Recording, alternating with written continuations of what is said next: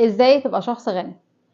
بصوا، النهارده هنتكلم في الفيديو ده على حاجات مهمه جدا، فعايزاكم تتابعوني وتركزوا معايا كويس قوي في النقط اللي جايه دي. عايزين بقى نحلل كده. انا بحب احلل كل حاجه لحد ما نوصل لاصل الحاجه، تمام؟ يعني زي ما انتوا عارفين، يعني الواحد عشان يوصل اللي هو عارفين كأن في هرم، خلاص هرم كبير، بنقعد نحلل نحلل نحلل لحد ما نوصل اول طوبه اتحطت فيه. فده بالظبط اللي انا هعمله النهارده. فركزوا معايا كويس قوي في الدقيقه اللي جايه دي. انا شايفه علشان تبقى شخص غني يبقى ده معناه ان انت شخص ناجح. طيب، علشان تبقى شخص ناجح طبعا هو في مقومات كتيره جدا وفي حاجات كتيره جدا بتشتغل عليها، بس انا النهارده حابه اتكلم في موضوع اساسي بالنسبه لنا كلنا، ويمكن ما بقيناش اصلا واخدين بالنا منه، فركزوا معايا. علشان تبقى شخص ناجح لازم تكون شخص هيلثي او مهتم بصحتك. يعني انا عمري ما شفت مثلا حد ناجح، او اكيد يعني في وفي برضو لكل قاعده شواذ يعني، بس انا بتكلم على الموديل اللي انا عايزه اوصل له او عايزاكم انتوا كمان توصلوا لده، خصوصا الجين زي وجين الفا والناس اللي هو الجيل الجديد. لان بصراحه احنا بقينا مش مهتمين بصحتنا خالص، يعني بربع جنيه مش مهتمين بصحتنا، اللي هو كل حاجه بناكل فاست فود، بصوا، بطريقه مرعبه. فانا حابه اتكلم معاكم النهارده في الموضوع ده علشان نحاول نلاقي حلول، نحاول نهندل الدنيا شويه، لان انا نفسي بعاني من المشكله دي. فعايزين بقى ايه؟ نحط نقط على الحروف، نحاول نعمل روتين، نحاول نظبط نفسنا. فيلا بينا. عايزاكم بقى طبعا اي حد يقول لي تجربته في الكومنتس، في فعلا حد يعني اللي هو حاول فعلا يغير من اللي هو بقى حد كان بياكل فاست فود بدأ فعلا يظبط نفسه وياكل هيلثي، مش عارفه ايه، حد فعلا بيعاني من المشكله دي. هل انت اصلا شايف ان دي مشكله ولا لا؟ يعني بالنسبه لي ده في حد ذاته، يعني اول حاجه اساسي ان انت لازم تكون شايف ان دي مشكله. انت لو شايف ان ده طبيعي وعادي وفاكس ومش عارفه ايه ولا وخليكي كول، يبقى الفيديو ده مش ليك، معلش. لكن انا عايزه فعلا الناس اللي عايزه تهتم بنفسها. هنتكلم بقى واحده واحده. اول حاجه انا شايفه من وجهه نظري، يعني ان احنا بقينا بناكل فاست فود، لان طبعا هو اكيد طعمه بيكون حلو، بيكون سهل وسريع. ومش بتكلم على فاست فود اللي هو ان انا اجيب اللي هو يعني اشتري اكل من بره بس، لا، انا بتكلم على الحاجه الحلوه والشيبسيات والكيكات، لان بصراحه انا باكلهم كتير جدا. فاهمين حاجه؟ ليه بقى؟ يعني ليه بنعمل كده؟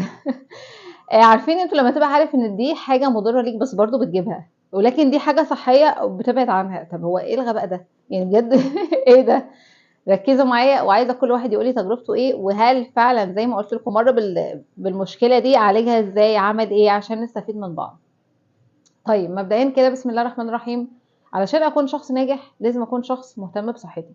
علشان اكون شخص غني، ما هو انا لازم برضه اكون مهتمه بصحتي، لان انا لو صحتي دي انا مش كويسه او بعاني من مشكله، تعالوا كده نتخيل السيكونس. انت اصلا هتقوم هتحس ان انت مقريف، زهقان، تعبان. الواحد فعلا لما بيكون تعبان بيكون اصلا موده وحش جدا، وده لوحده كفيل يقفل لك كل حاجه في يومك.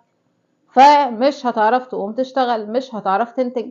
فده كده بيجي عليك بخساره، انت شغلك بتوقعه، حياتك نفسها بتوقعها، فاهمين؟ نفسيا مش هتبقى يعني، مودك مش هيبقى حلو، هتبقى متضايق طول الوقت. فده بقى السيكونس اللي انا بتكلم فيه. لو واحد مش مهتم بصحته ده اللي هيحصل له، ان انت اصلا هتبقى مودك وحش، مقريف. ده غير بقى لو انت بقى الموضوع يعني زايد عن حد، وهتدخل بقى في دوامة الدكاترة وانك تقعد تكشف وعلاج وكل يوم لدكتور، فحياتك هتعتبر واقفة.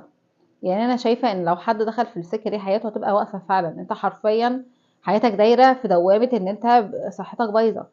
بس انا بتكلم هنا، خدوا بالكم من حاجة، خدوا بالكم في النقطة دي. بتكلم على الناس اللي لما اللي هو هي اللي اهملت في صحتها، مش مثلا حد عنده مرض او حاجه، ده بيكون ابتلاء، يعني احنا علينا ان احنا نصبر. فبتكلم يعني لو دي حاجه خارجه عن ارادتك، انت مالكش، يعني انت مش هتقدر تعمل حاجه. لكن لو انت بقى اللي بتعمل ده في نفسك، تمام، وما يجيش حد بقى يقول لي لا ما بيحصلش حاجه، انا باكل وببقى زي الفل. حبيبي انت ده بيظهر يعني بعد 10 20 سنه، يعني مش هتاكل دلوقتي فهتبان الاعراض دلوقتي، او المرض هيجي لك حالا، لا احنا بنتكلم قدام، تمام. فمبدئيا بسم الله الرحمن الرحيم، شخص غني يعني شخص ناجح، يعني واحد بيهتم بصحته. وطبعا كلنا عارفين حوار الرياضه ومش عارفه ايه، وده هنتكلم عنه لوحده. بس خلينا نكمل في النقطه اللي احنا بنتكلم فيها. فانا شايفه لو انا تعبانه، انا نفسي انا كهدير لما بكون تعبانه، لا انا ببقى متضايقه طبعا، ببقى كل تفكيري، يعني تفكيري كله مشغول بان انا دلوقتي تعبانه، طب هخف ازاي، طب هعمل ايه، طب هاخد دواء ايه، طبعا لو عندي شغل اليوم بيتكنسل. فتخيل بقى سيكونس لو انت دي حياتك، ما انت كده بتضرب كل حاجه في حياتك، فاهمين؟ مفيش واحد ناجح مش بيهتم بصحته، لان صحتك هي دي الاساس. انت لازم تستثمر في صحتك، لان انت لو تعبان ما انت مش هتقدر تقوم تشتغل، فاهمين قصدي؟ بحاول بقى اوجه الكلام ده للاجيال الجديده، يعني جان زي، جان الفا، لان احنا في العصر ده انا شايفه يعني ان احنا بقينا بجد في فاست فود رهيب، في شيبسيات وحاجه حلوه بطريقه مبالغ فيها جدا. يعني مثلا كل جيل بتلاقي فيه، فاهمين؟ انت لما بتبدا حاجه صغنطوطه لو حاجه سلبيه بتلاقيها بتنتشر تنتشر تنتشر. يعني احنا مثلا زمان ماما كان عمرها ما تاكل حاجه من بره، دلوقتي بقت لا، هي بتاكل معانا عادي، فاهمين؟ فانا حابه اتكلم في الموضوع ده عشان نفكر نفسنا، لان الواحد فيه حاجات مهمه جدا لما ما بيتكلمش فيها بينسى، الانسان من النوع اللي بينسى. فاحنا زي ما احنا عارفين الفاست فود مضر، بس علشان هو دلوقتي اسهل بيبقى سريع، انت مش بتقوم تعمل مجهود انك تقوم تطبخ ومش عارفه ايه، ودايما بتشوف اعلانات، يعني فاهمين؟ دايما عيني بتقعد افتح الفيس، افتح انستا، افتح التلفزيون، دايما في اعلانات على الاكل. نفس الكلام على الشيبسي والشوكليت والحاجه الحلوه مش عارفه ايه، كل ده بتلاقي عنه اعلانات. هل بقى بتلاقي اعلانات عن واحد جاي بياكل اللي هو هيلثي فود، وجايب تفاح وجايب برتقان والبرتقان ده جميل مفيش. فاحنا بقينا فاهمين في نجلكت رهيب للحاجات دي، مع ان دي يعني هي دي المفيده لينا، هي دي اللي صحيه. لا بنروح بندفع فلوس وبنضيع صحتنا معاها، اللي هو فاهمين؟ فبجد حاجه رهيبه. عايزه افكركم بحاجه، فركزوا معايا في الدقيقتين اللي جايين دول. لو تفتكروا وقت كورونا، هو ايه كان حل كورونا؟ يعني احنا الكورونا لما جت وبقت في العالم كله واحنا ما بقاش في ايدنا حاجه نعملها، كان الدكاتره ايه النصايح اللي بيدوها لنا؟ كان كل اللي بيقوله لك، طبعا لو انت لسه ما جالكش، يعني انت لو وانس جالك كان طبعا بيبقى في علاج وفي سيستم بتمشي عليه. لكن لو انت كنت لسه شخص سليم، كانت إيه النصايح اللي بيقول لك عشان ما يعني اللي هو تتجنب ان انت تتعب او يجي لك كورونا لا قدر الله؟ كل النصايح طبعا تبعد عن اي حد، تعزل نفسك، يعني لو في حد يعني مريض يعزل نفسه. انت بقى بالنسبه لك كان ايه اللي بتعمله؟ كل اللي كنت بتعمله يقعد يقول لك كل كويس، كل كويس عشان المناعه، لازم يكون فيه فيتامين سي. انتوا متخيلين مدركين انت لو كلت كويس اصلا ايه اللي هيحصل؟